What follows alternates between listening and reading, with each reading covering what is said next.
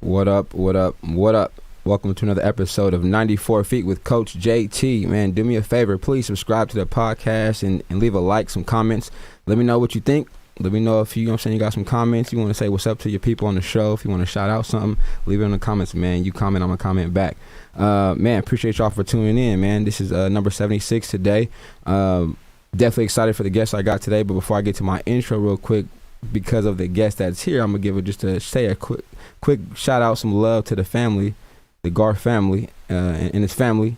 Say a prayer for them because it's more than just sports, basketball, TV. It's about family and life and loved ones. So I'm praying for my guest today, the dude next to me and his family and his people and his sister right now, no matter what's going on. I'm asking that God just have his hands on her and her family, and he's in control no matter what. It's not us, it's him.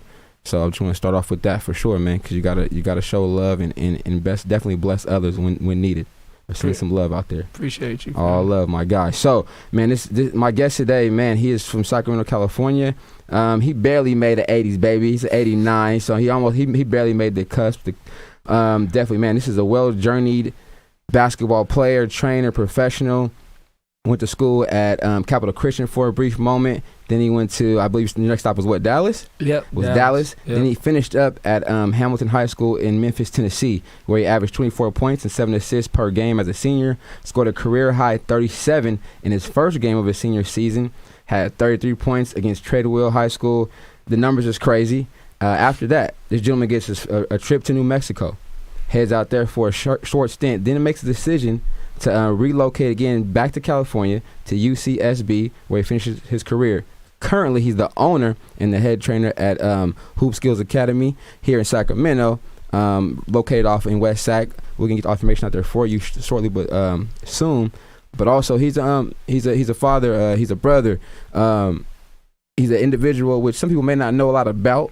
But also, if you get to know this gentleman or have conversations with him, you may understand where he's coming from, but also he's got good people, man. My sister works with Grandpa, Mr. Garth, the OG, triple OG. So, Nate Garth, what's up, man? Nate, how you doing, baby? man? How you doing, man? Man, I appreciate you. Again, like I said, man, prayers your way for you and the family. Yeah, thank you for having me, man. Always, man. I appreciate you. Timing's everything. Yes, sir. Like I said, we talked about this before, but also, I mean, it's when it's meant to be, it'll happen. Yep. Man, the career is well documented, but it's a lengthy one. But for those who so right now, really, man, this is a history lesson or just information time for those who really don't know you outside of the training business or the drip king. Y'all can't see right now. See, I know we coming on a show, so I can dress from the top, you know what I'm saying, up. My man still always stay plush. He stay fresh. Head to the, that's his thing. And that's what he does. So he don't come outside when he's in front of the camera, in front of the games. He gonna be all right. He fresh today. Y'all can't see the whole fit, but I'm checking it out. Stay fresh. Got to show love. Basketball or just in general, man, because being from Sacramento, being here, I mean, you know, not a ton of major league teams or Kings is all we probably had as far as that aspect goes. Baseball, Frisco A's, gotta travel SoCal for hockey. Football, gotta go to Frisco, in Oakland. What sport or sports was in the Garth household growing up for you, man? Man, it was all basketball. Only basketball. All basketball. You know, I had friends that did football, friends that did baseball. For me and my brother, it was all basketball. Yeah. All basketball. We always laugh and say we never cheated on the game because, you know, young people always do, you know, Pop Warner or try other stuff, do track or do something else. And me and Matt, man. That's all y'all ever did. All basketball, baby. Shout out to big bro, Matt. Yes, sir. So I can imagine what the house used to look like or sound like. Competitive. Competitive. It was every day. It was every day. I got you up this, up that. Nah.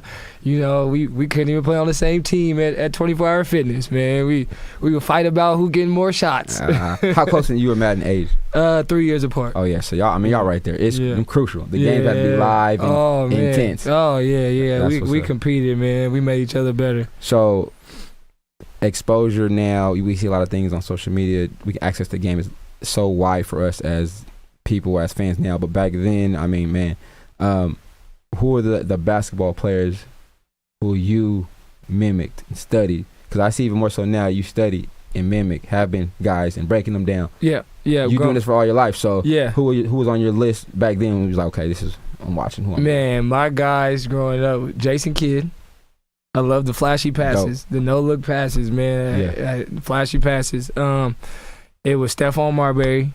That push cross, that patience, push cross. And You know, what's funny is this is a guy I'm gonna say not a lot of people know who he is, but Mo Williams. Oh, Mo Williams, the headband, Jackson, Mississippi. Headband gang. So people that really know me know I always wear a headband. And it was partially because of Mo Williams. Mo, shout out to Mo, man. That was my guy, man. He's actually now the current head coach at Jackson State University in the SWAC. You know, my homeboy, my ex-teammate Trey Johnson is actually coaching with him too at Jack State. He went to Alcorn for a quick second, but none but love for the SWAC. And Mo Williams, they doing big things down there, man. That's what's up, man. Inspire. So watching those guys growing up, mimicking moves, you being a trainer now, how much time would you put in mimicking? Oh, it was everything. So how many hours out your day would it be? So just quickly, just off topic, we didn't have cable much growing up. So it was, for me and my brother, it was recording Kings games. And we weren't watching nobody on the Kings, unfortunately. We were recording the games to watch the away team. Oh, got you, for sure. I mean, that's why some people went to the game anyway, right? Exactly. So, you know, growing up, so we would have to record the game, and then we grew up in a neighborhood where you had to have the street light, go inside when street lights come on. Right. So we would go in the garage, and we would replay a move or something, and we would have to really sit there and rep it out. We had a hoop in the garage, and my mom's car was parked in the garage. So y'all had one side. Man, listen, one side. Barely. We had a corner. I was about to say yeah. So we had to sit in the corner, and we would emulate everything we saw on the tape. Like I said, it was, you know, watching games for us were few and far between. We had to go to my dad's house for cable and things like that. So, I mean, as a kid, man, it was hours on hours. You know, growing up in the South area. It was hours on hours. Talk about South area. What part of South Side? Valley High. Valley High. South. Okay, right there in the South. Yeah. Doing that, right, at a young age, you're not knowing, or did you know this is what I want to do? You know, everybody, what do you want to be when you go older? What do you want to be? What was that for you? Again, crazy stuff. So I didn't really start thinking about this basketball stuff until I got older. This basketball dream was always my brother's. First it was my father's, and it was my brother's. So, you know, the funny story is, in first grade, you know how you always get asked, what do you want to be when you grow up? Well, I put on my piece of paper, a father. That was what I wanted to be. You know, I coming from the, you know, broken home and stuff like that, and, you know, pops leaving early and stuff like that. Like, that was what I wanted to be. And then after a father, I wanted to be a fireman. So I didn't really, it was like 4th or 5th grade when I started talking about I'm going to the NBA. Right. It was about like 10, 11 years old, and because I played basketball for fun. You know, it was like the more I played basketball, the more time I got with my dad. Like that brought y'all. That was the correlation. Yeah, that was like me, my dad, my brother, basketball. That was it. Okay, want to see dad? I gotta get. You gotta go to a Kings game. You gotta go with this. You gotta sit in front of a TV and watch. You know, so you know that's what it was for me at a young age. And then I started growing a passion for it, like 10, 11 years old. So being that pops may have been absent though, you and big bros, outside the competition, how close is that bond? It was everything. It was everything. He was responsible for everything. My brother, like being Matt's little brother, opened the door for me to be Nate. So, you know, he knows I pay respect to him all the time. You know, in those first basketball articles, it was Matt's little brother, Nathan. It wasn't Nathan, you know, and it wasn't until I, you know, paved the way for myself that, you know, articles started saying Nathan. You know what I mean? At first it was Matt's younger brother, you know, because he, you know, he had the D1 scholarships. He had, you know, all the hype and stuff like that before me. So, it came after him. That's what's up.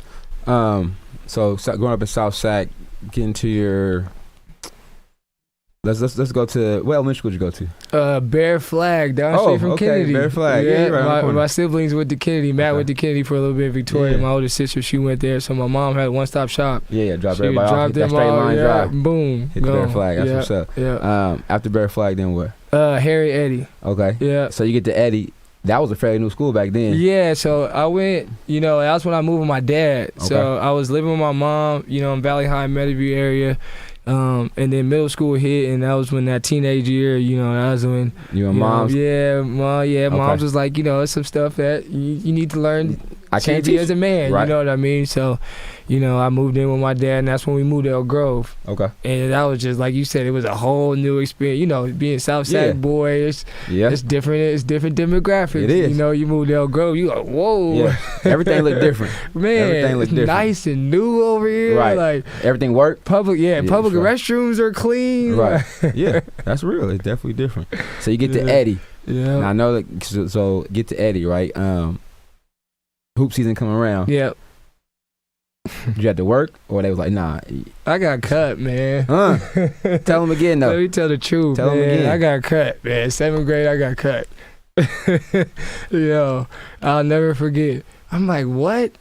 I got what? So first experience with failure, adversity at an early age, but something you even I don't know. Were you loving it then or liking it? Or you kind of you were in that transition? I was loving it. So you was by loving 13. It. Oh yeah, I was man. So you loving it? Yeah. You know, here I love. We always talk about the failures, adversities, right? So you loving it. Go out there, and especially like a new school, new spot. I feel I'm ready. Get cut. What's that like? Because I know you don't forget those feelings. Man, it hurt. As it should. It hurt. Game, right? Yeah, that's the thing. You know, adversity, it builds character. Because I mean, it could have hurt and it could have sent me left, or it could have hurt and you know it motivated me to go right. You know, I got better, I got quicker, I got faster, I got stronger. You know, I grew a little bit, and yeah, I saw those same guys later in life, man. What was I tell you that? What was that feeling like coming back that next school year after putting in work? To make the team, but what was on your agenda, or was anything on your checklist, or did you have something like as a young age like, okay, now I got to get this? So this tells you my character as a basketball player. I transferred schools. I went to Toby Johnson the 8th grade year because I wanted to play Harry Eddie. Right. I wanted to play the same people that cut me. So I left that school to go to a new school just so I can play those people and get, you know what I mean, let them know what they was missing. What was that game like? We lost. Okay. We lost the championship. What was we lost to them. And you know what's funny is, man, we talk about adversity, and this is the honest show. I watch your show all the time. Everybody keeps it real. It was one of the worst games of my life. Oh. It was one of the worst games of my life. Probably because you over, maybe, were you over? Over everything. Yeah. And it was against my bestest friends. All the homies. So, all of them. So they got bragging rights for the 8th grade. Shout out to y'all if y'all watching the show. I know you guys are laughing about this because I know you won't forget me crying at half court after that game. Oh, it it's supposed to hurt though. Oh man. It's supposed to hurt. Yeah, it's supposed to hurt. Yeah. So nowadays, you talked about already transferring, right? How days to this present time, it's the new thing, it's the wave. But now also getting, or whatever you want to call it, getting kids to your high school, recruiting, I don't know, whatever you want to call it, it's at an all-time high. Yeah. How did you choose your next step out of the 8th grade year? What was that like for you? It was like, it was recruiting. It was funny. Coach Nelson, Bill Nelson, coached at Capital Christian. My home school at that area was Franklin High School, so I was supposed to be going to Franklin High School. Well, Coach Nelson got the job at Capital. It was some opportunity over there. He had some players coming over there.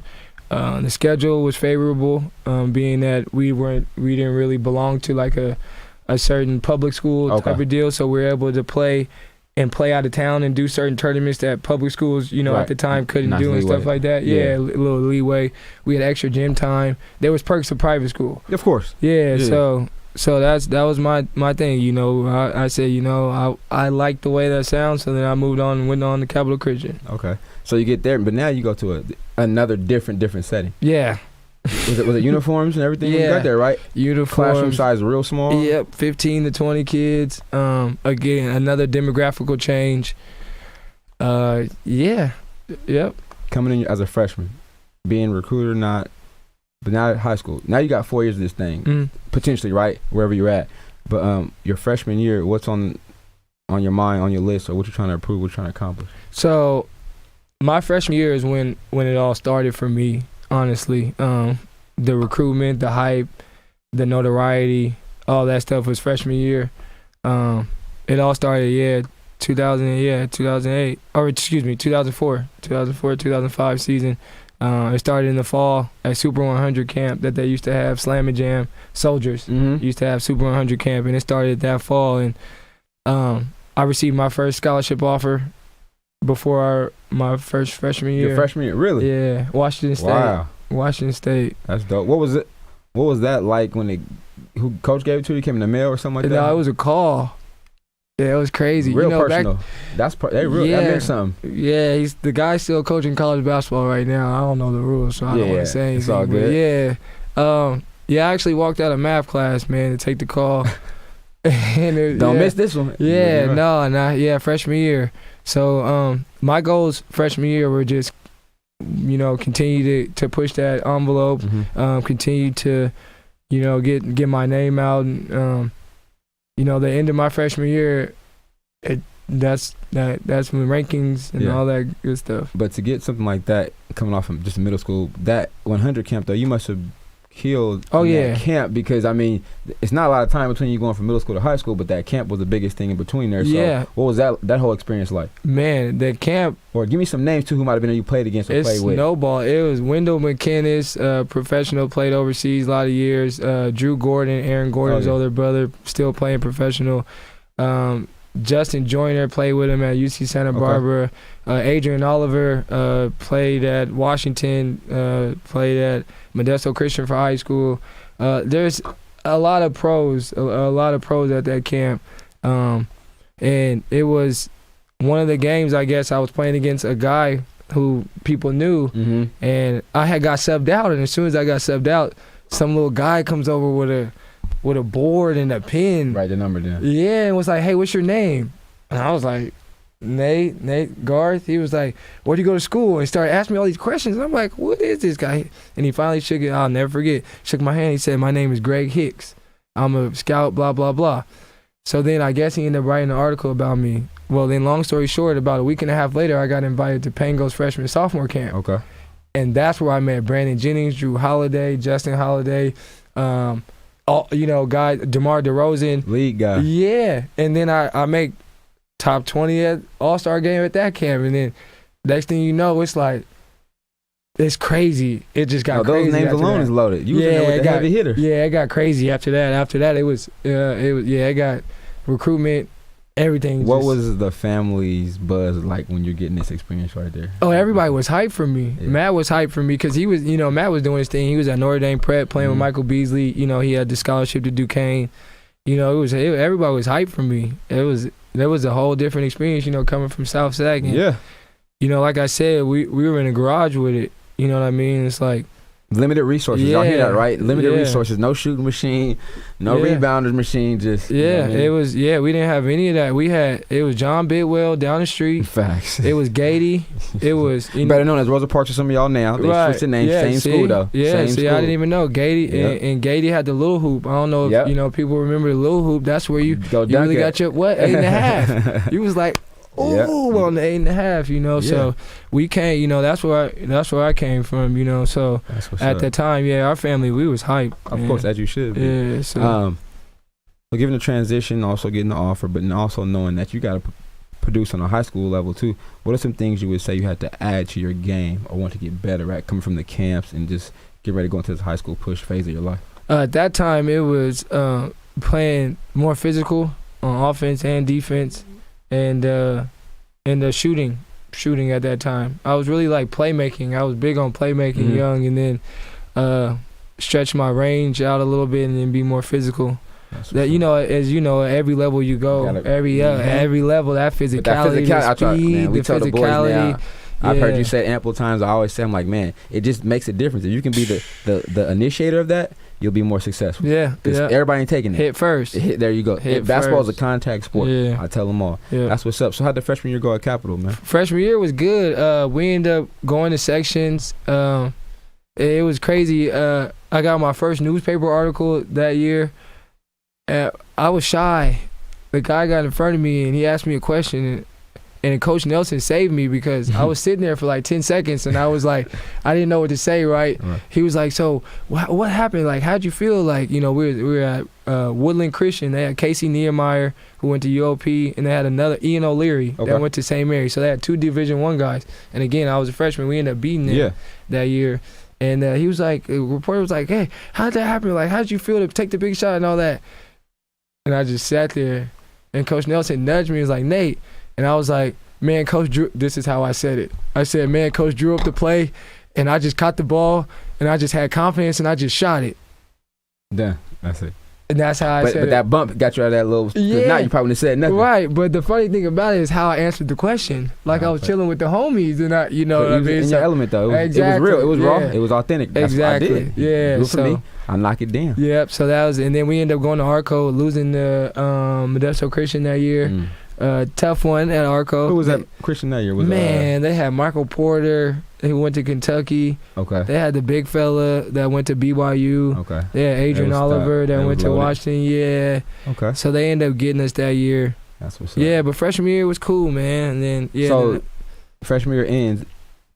You leave after freshman year? Nope. Stay 2 years. Yep. I left after sophomore. Okay. So freshman year's over with. Now, as you know, that summer now with everybody travel ball, it's probably still high level when you was going there, but now it's crazy. Everybody can travel no matter if it's being viewing or not. Yeah. How much traveling did you do going into your sophomore year?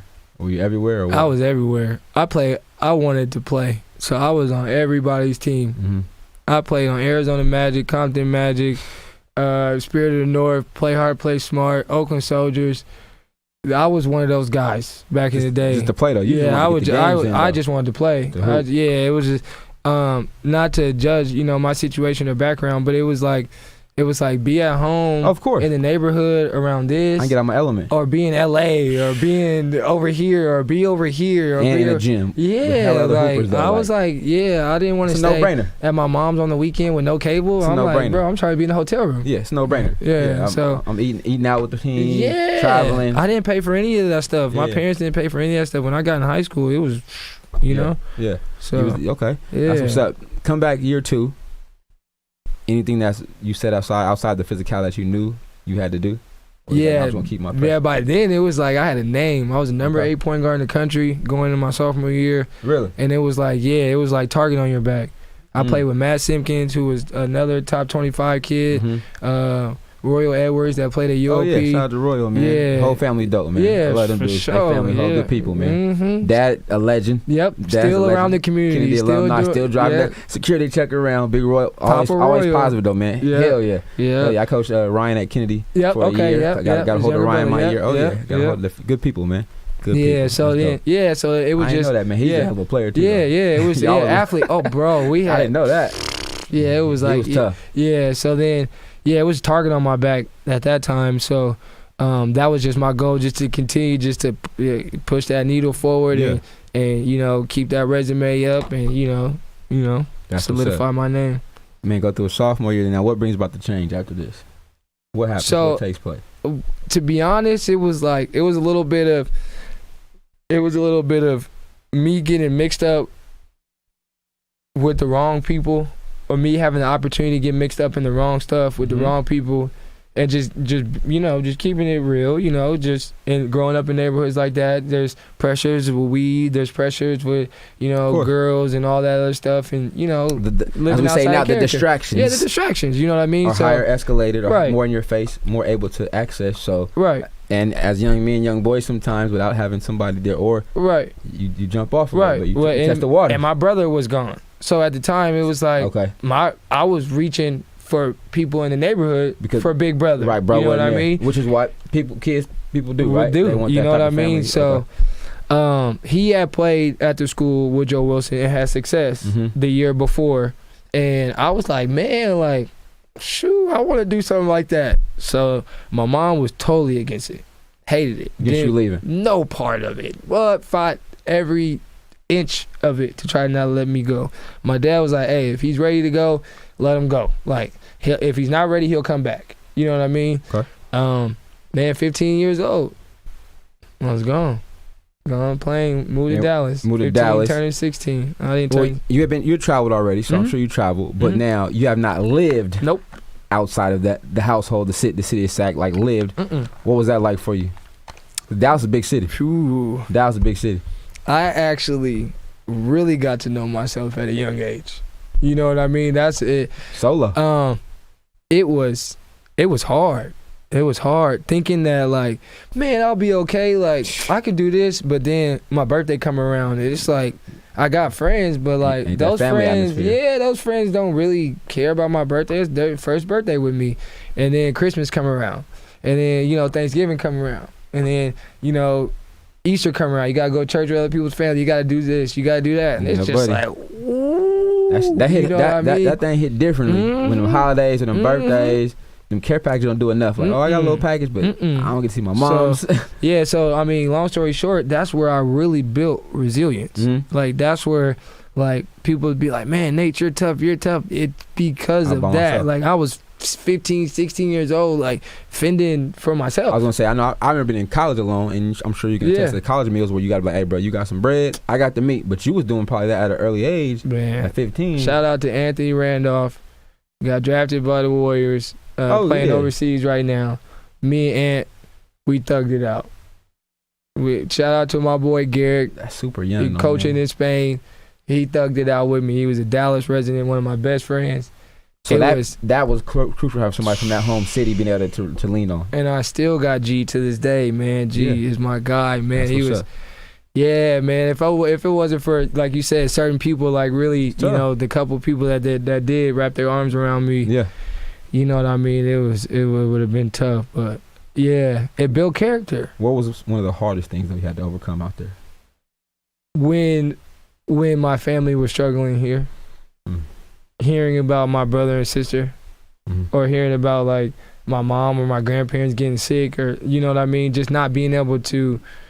Again, I'm 16. You know what I mean? Yeah. So it's like not being able to have an impact, and I'm thousands and thousands of miles away. Trying to contribute, you can't try to lean. I can't either. If I gotta go hustle, if I can't do nothing else, I can't. If it wasn't financial, it was nothing. It was no help. It was nothing I could do. So that's tough. I mean, I can imagine that's definitely tough, especially when you're family oriented too, though, right? Like, the last name means something. I can tell. I just tell you that it means something. Yeah, you know what I'm saying? It holds some clout. It means something, as it should, especially for us.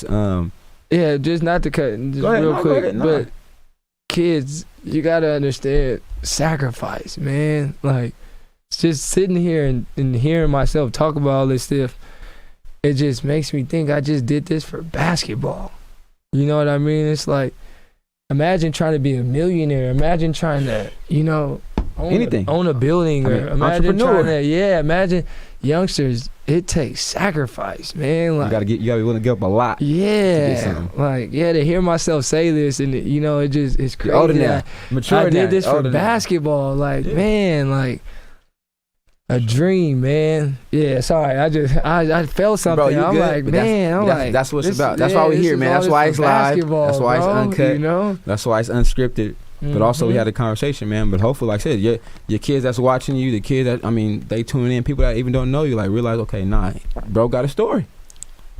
Now we all mature. We go through things. We have reasons why we are who we are, how we are. But it's a lot of stuff that we all go through, have been through to get where we are today. And for the game, though, like I said, it happens.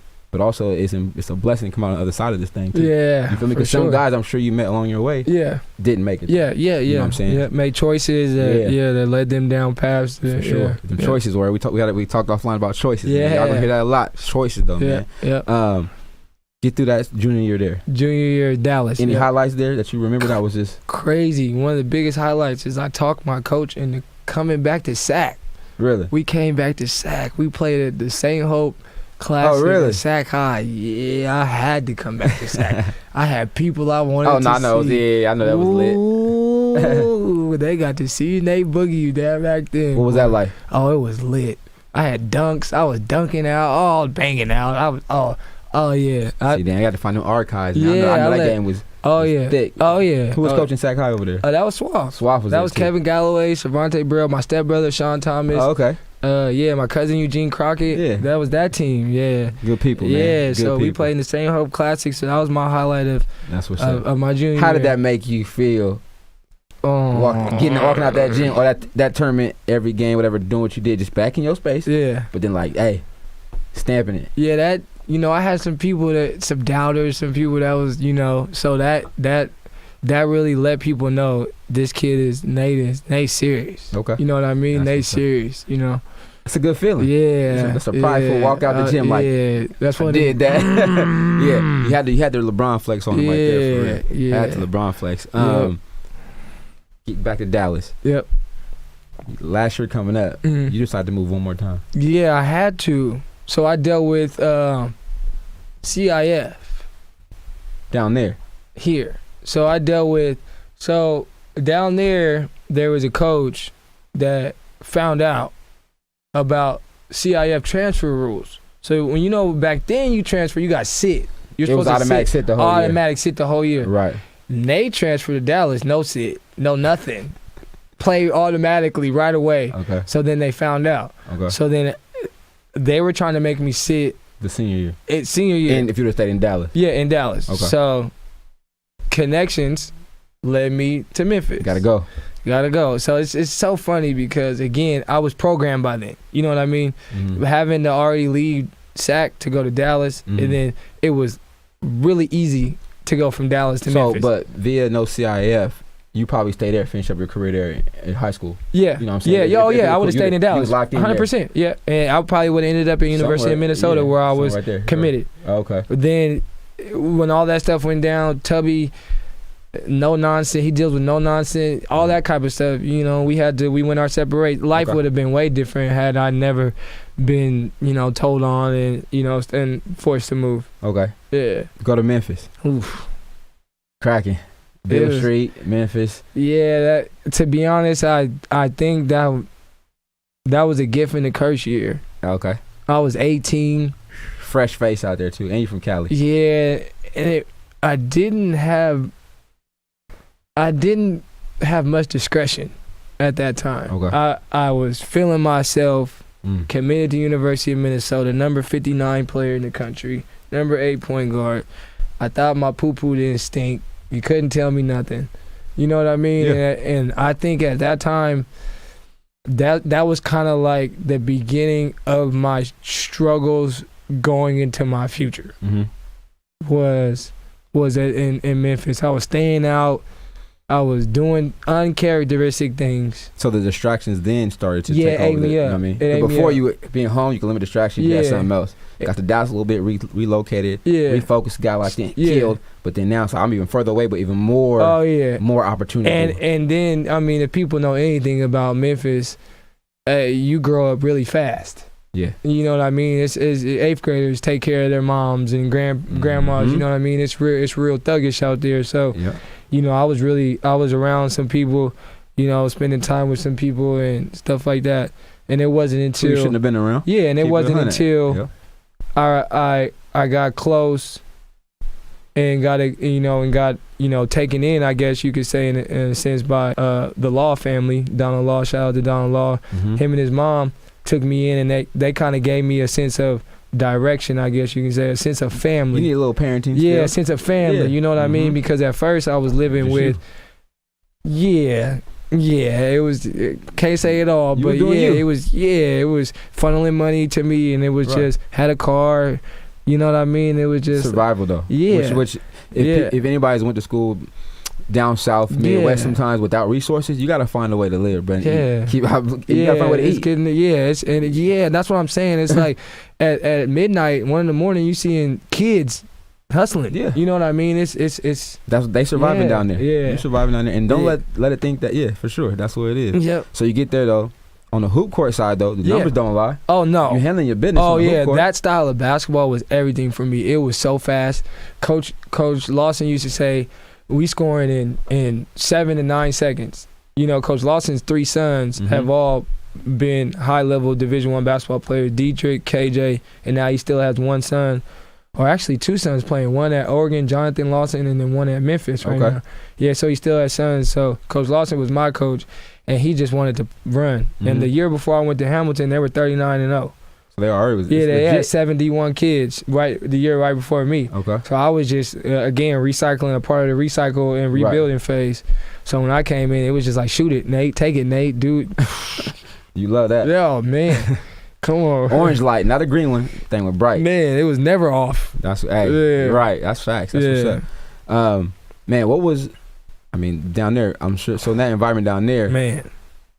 Any name outside his sons that they're older, they're now, but back then, who were some of the guys you made? Because right there, you have access to go against people from Chicago, Florida. That's a central hut. You can travel in. Yeah. So I'm trying to think of names. guys that Joe Jackson played in the NBA. He went to Memphis. Little Joe, point guard. Tarico White played. Joe Jackson, I believe, Nate, he ended up playing overseas with my boy in Korea. Okay, yeah. I went and watched Little Joe. Yeah, Little Joe played with Aaron. Bouncy. Yes, baby. Joe played with Aaron. Man, that little dude was tough. Yep. He was tough. Yeah, so that was a name. Cold. Yep, Joe. Yeah, so he was a name out there. Elliot Williams ended up getting drafted by Portland Trailblazers. He went to Memphis. He went to Memphis. He was a big name out there. Memphis basketball, battles man. every night. Yeah, see, the thing is with Memphis basketball is those kids are really thugging and playing basketball. Doing both. Yeah, like those kids really gangster. You know what I mean? They really barely making 2.0s. They really out there like in the projects, and then they really get on the court with that same mentality. So like nobody cared in Memphis that I was ranked. Nobody cared about nothing. Nobody cared about none of that. They were going at me just like I was, you know what I mean? Whereas other places, you know, you kind of get respect. People like know basketball. They passive. Like, they online. They checking names. Like in Memphis, kids don't got an internet. They working? What? No. They not worried about. Man, I used to hear all kinds. We don't care about nothing. Cali, they used to call me Cali. Yeah, they don't care about. Grabbing jersey, grabbing shorts, pushing, elbowing. You know. And that was kind of my first experience with real like street style basketball betting involved in high school games. Like I was around like all types of stuff, you know, like dice games at lunchtime. You know what I mean? Just I was exposed. Yeah, I was exposed. Yeah, you know, Hamilton really exposed me to a lot. You know what I'm saying? So, but also in that process, all these steps, you're growing, you're learning, you're maturing. Yeah, you're taking L's, you're taking W's. Yeah, have a successful senior career. Yeah. And as you know now, this committed thing is a whole nother level. Now they committing to JCs, they committing to high schools. Yeah, now. I know. It's a whole nother level. Preps, committed, right? Everything is committed. So when you come out of get this done, what's on your plate? What do you have on your table? Anything solid offered at the time? What's on your going into my senior year is when I decommitted. So when I transferred to Hamilton, I decommitted from Minnesota. Okay. And that's when school started re-recruiting me. Offers started rolling back in. And it came down to UTEP, Temple, New Mexico. Yeah, I think that was really it. My finals. Those were like my finals. And then I ended up committing to New Mexico early in my senior year without going on a visit or anything. Oh. There was a lot of stuff that went involved. AAU coach, shout out to Chris Walker, T-Mac All-Stars. He was an influence in my life back then. We kind of knew he was getting a college job somewhere, and my handler of some sort, so you could say the person that was involved with my recruitment. Okay. It was kind of like a tandem. Like it was like these guys are going where Chris is going, and Chris ended up getting the assistant job at New Mexico with Steve Alford. So I was like, that's where I'm going. Like I didn't know Coach Alford like that. I didn't know about anything. I didn't know about shit. That was my first time even knowing about New Mexico. You know what I mean? Like, and I didn't. Playing there down that way. We played. It's down there. Yeah, it's down there. You gotta. But to vouch what you're saying, if you never been down there and then go. Yeah. It's an eye-opening experience. Right. Oh yeah, for sure. I mean, never set a foot to go even take a minute. But I see why now. Take your visits, kids. Yeah, take your visits for sure. Physically take your visits. Yeah, for sure. You know what I mean? And looking back, yeah. Okay. So so I ended up committing there, and I ended up signing there. Early signing period of my senior year. So I was signed, sealed, and delivered. You was done. You was locked in. So my whole senior year was just focusing on doing what I got to do to get to college. Right. To get on the floor. That was my goal. Like I knew I was going to New Mexico because they were gonna have 1 point guard on the roster. So I was like, all right, well, 1 point guard on the roster, I need to be on the floor my freshman year. Like there should be no excuse. That was my goal. Get on the floor. You get down there.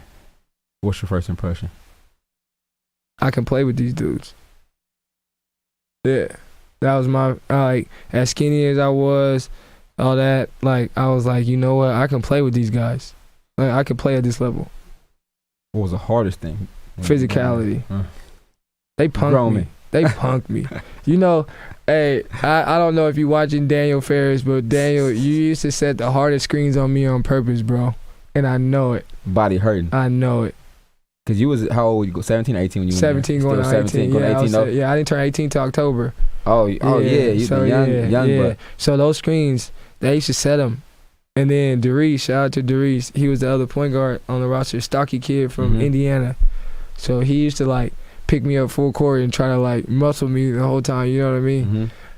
I like to talk. I talked. Yeah. So I would turn you up. Like I wanted the best version of you. You know what I'm saying? Every time we play. So if I I was letting you know. So they tried to pick on me. You stayed down there 2 years? Yeah, I was 2 years. 2 years. Decision time. Yeah. What brings the decision about? This is a real show, right? Bro, it's a real show. It's good. Man, I was ready to transfer from New Mexico my first 2 months. Uh-huh. I tried to transfer my first 2 months. I was in Coach Walker's office. Like, this ain't for me. We run too many plays. Point guard doesn't get to do this and that. So then, he talked me into playing. I had a pretty good freshman year. As crazy as it sounds, the summer of my freshman year, I called Coach Offer, like, I want to transfer. Mm. I got on the phone with them. I tried to transfer. We had a long conversation over like 2 days. I was still in SAC. He was like, man, come back. Things this and all that, this and that. And I went back my sophomore year and it was like kind of the same. Yeah. So we talked about the style of play. Yeah. You personally would like to thrive in a free-flowing ball screen. Where you can initiate for others, the guys involved. Right. Okay. Not just always someone initiating for you. Okay. You know what I mean? Like, playmaking, ball screen, transition, flow, create for each other, equal opportunity type of thing. Got you. It wasn't, and as of right now, that's the thing. That's real life. People make those decisions based upon that, right? Fit is everything, kids. Right? Fit is everything. And sometimes that first year may not be that, but you figure it out. But now, as we know, they have the opportunity to do it. Yeah. But I'm always a fan of do it for the right reasons. Yeah. I'll say that. But if it's for you to move, then do that. For me, it was fit in minutes. Right. Like I wanted to play. Like I was used to playing. 19 minutes my freshman year, 20 minutes my sophomore year. I wanted to play. To me, the thing I hated the most was going to warm up, breaking a sweat, and then going to sit down. Mm-hmm. Like I had never experienced that until I went to college. So did you think that made you want it even more, or did it hurt you personally? A little bit of both. Like it hurt me to the point where I wanted it. You know what I mean? But again, I'm sure we'll keep talking. But again, to revert back to my senior year in Memphis, it messed me up because it kind of gave me the wrong motivation. You know what I mean? Mm-hmm. So like I wanted to transfer and do things for the wrong reasons. You know what I mean? And like I said, that started in Memphis, so we'll keep going. Yeah, it's all good. No, but I'm sure you're not the only one has gone through this or thought about it like that, or also had to play it out like this. So you get ready to transfer. You enter the portal. Was back then? No, we had no portal. No portal. It was calling my AAU coach and my old high school coach, like, hey, tell this guy I'm available. Tell this guy I'm transferring. And then portal. ESPN made an article. You get in. Yeah. Come back to Cali. Yep. You had other options, or was that the? Yeah, no, I had other options. What made you choose that location? That we can speak about on there. Youngsters, if you ever visited UC Santa Barbara, you know why Coach Nate chose UC Santa Barbara. All right, Santa Barbara was different. I went on a visit, and I was like, whoa. Atmosphere. Yeah, I was like, whoa. And I got sucked in. And that's why I went to Santa Barbara. Because it was, I like Pepperdine, to be honest. I thought I was going to end up at Pepperdine. Great location. Yeah. Views was beautiful. Yeah, I know. That was my next visit. Like, I was supposed to go from Santa Barbara and then a couple days later go to Pepperdine. I didn't make it. I didn't make it out of Santa Barbara. Like, I committed. They kept you there. I committed to Santa Barbara the next day at Coach Williams' house at a barbecue. And they didn't believe me. Like, they were like, Nate, are you serious? I'm like, yeah, I'm coming here. Like, I'm going to go to school here. No. I'm like, this is where I want to go. Yeah. Get there. Yeah. Start fresh somewhat. But you're also in Cali. Mm-hmm. What was it like to be back in the home state, at least there? It was good. I was happy to be close back to home. I got to drive home. Yeah. I had a car back then, so I was able to drive home. Dope. On weekends and stuff. I was redshirting. I had hip surgery, so I wasn't hooping or nothing. So I was able to spend a lot of time at home, my brother, sister, all that. What was that rehab like? It was rough. I had hip surgery, so I was immobilized basically from my chest to my knees for a 3 to 4 weeks, my mom, she was washing my butt for me, man. It was tough. Yeah. Yeah, I was wheelchair bound. It's so different now. My mom just had her second one. It's like she was back walking the next day. Yeah, that's Technology, crazy. Yeah, I know. Crazy, yeah, right? Like, I know. Yeah, I was down walking. Now she only a month out. That's crazy. Ain't walking, no cane, no nothing no more. It's But crazy. that technology and advancement, right? Right. Go through that. See your 2 years there, play career, be home, mature a little bit more. Yeah. But as everybody knows now, right? Like, okay, this professional thing. Yeah. Not easy, especially for a guard. Oh no. How long did you go right into that trying to get a deal? This is a deal. You're not making a roster. You're getting a deal. You're being a paid employee of somebody else. Mm-hmm. Did you go right into that mode? Like, I want to play overseas, or what was it like for you after college basketball? Yeah, I knew I wanted to play overseas, and it wasn't even about money. It was just, for me again, growing up in the way my brother and I did, and what we had to do. Mm-hmm. To get to the point of where we got, even though it wasn't like huge or monumental to people, for us it was everything. You know what I mean?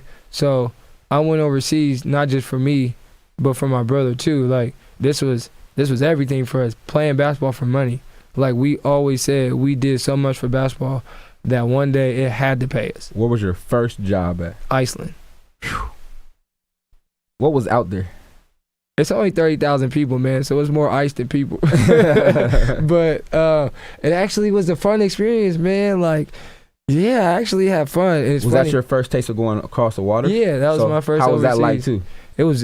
It was dope. I just remember taking pictures from like on the way down and all that stuff. Those mental memories, right. They never go anywhere, man. I remember my first interview in Iceland. I remember my first everything, autograph signing, all that stuff. Iceland was great.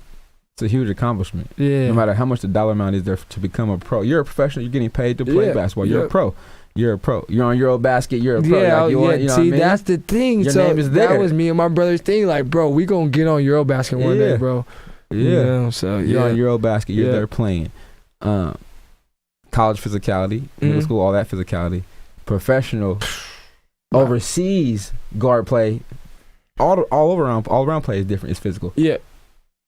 That shit hurting? First year there? Yeah, very sore. Like hurting. That was when I voluntarily ice bath. In college, like that coach is like, you better get in an ice bath. Over there, bro. You had to. What?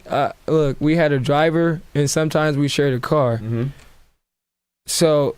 Look, we had a whirlpool upstairs. That's professional. So they had some good. My club in Iceland had some good stuff.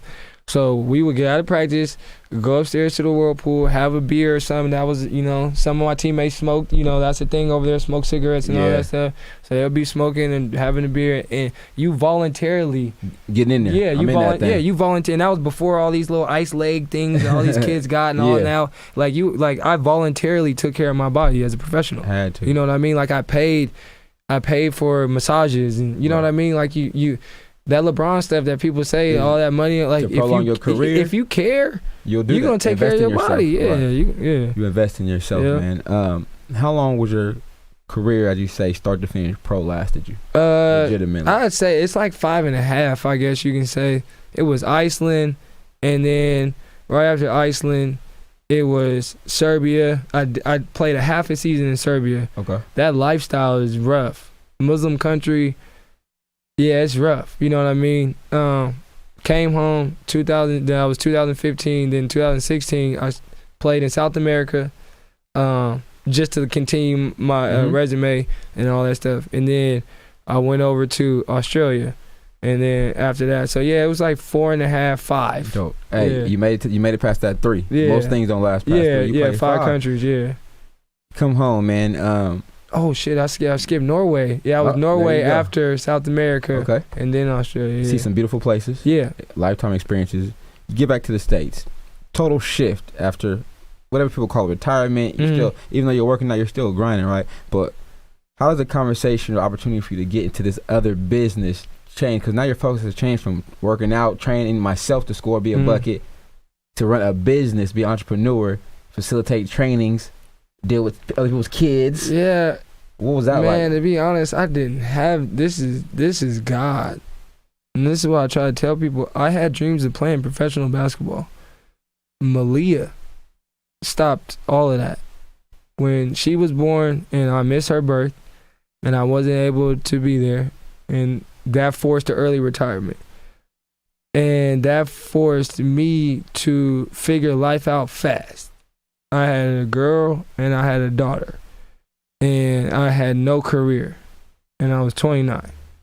My career obviously was basketball. I could have still kept playing, but I chose not to. And I think at that age, man, it's so people don't, unless you're a black male, 25 to 35 are some of the roughest mental times of our lives that we may not express to everybody else. But in here, it's so much going on. We want to be this, we want to do that. Yeah.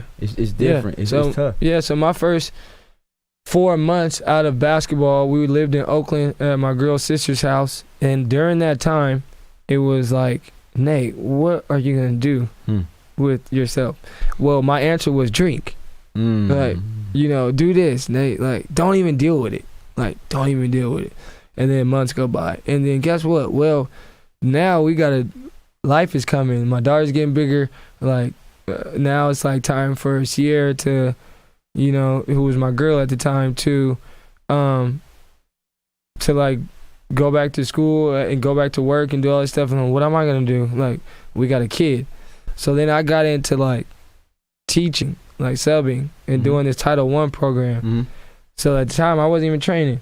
You know what I mean? I was back in SAC working with kids, kicking volleyballs and messing around at this Title I program called Structured Sports. And then one day, Dennis, shout out to my boy Dennis, man. Dennis called me and was like, hey, I got this kid, man. I was like, what you mean? He was like, I got this kid, man. I think this kid's going to be super nice. Yeah, that's how I ain't going to never lie. I got this kid, man. I think he's going to be super nice, man. I want you to come work out with him. I was like, do you know who no more, bro? He's like, no, I want you to come check him out.